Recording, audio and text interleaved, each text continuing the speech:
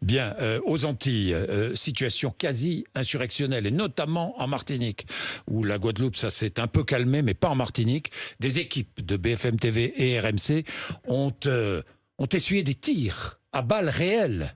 À balles réelles. Et il y a aujourd'hui des barrages.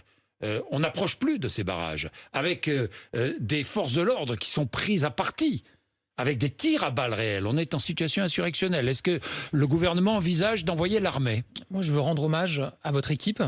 Je crois que j'ai lu qu'il y avait aussi un journaliste de Paris Match qui était concerné. Et puis, il y a aussi un photographe de l'AFP, un autre photographe. Je veux leur rendre hommage.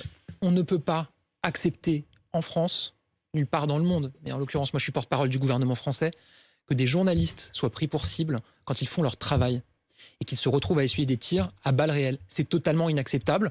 On a vu il y a quelques jours en Guadeloupe déjà que des forces de l'ordre avaient été visées par des tirs à balles réelles. Et donc évidemment, fermeté absolue face à ces situations. Mais on fait quoi, fermeté absolue ? On envoie des forces supplémentaires, ce qu'on a fait. Il y a aujourd'hui, pour ce qui est de la Guadeloupe, 2250 officiers de sécurité, police, gendarmerie, RAID, GIGN qui sont mobilisés. Vous avez d'ailleurs dit que la situation en Guadeloupe s'était relativement calmée, apaisée.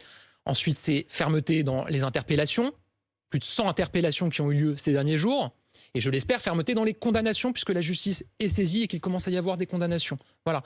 Et évidemment, il faut aussi du dialogue, mais moi, je ne mélange pas les choses.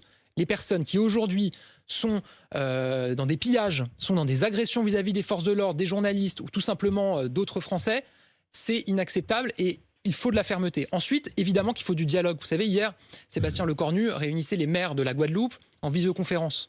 Ils se sont accordés sur une méthode de travail pour aller encore vers l'apaisement et pour continuer à travailler ensemble. C'est comme ça qu'on va y arriver aussi, mais il y a une fermeté absolue. On a toujours protégé nos concitoyens des Antilles. Alors, si la situation s'aggrave, est-ce que le gouvernement envisage d'envoyer des militaires ? Non, ce que je vous dis, c'est qu'on a renforcé très fortement les policiers, les gendarmes, avec un appui du RAID et du GIGN sur place. Et vous l'avez dit, en Guadeloupe, on a constaté, je suis prudent quand même, mais on a constaté ces dernières nuits une situation qui s'était relativement stabilisée.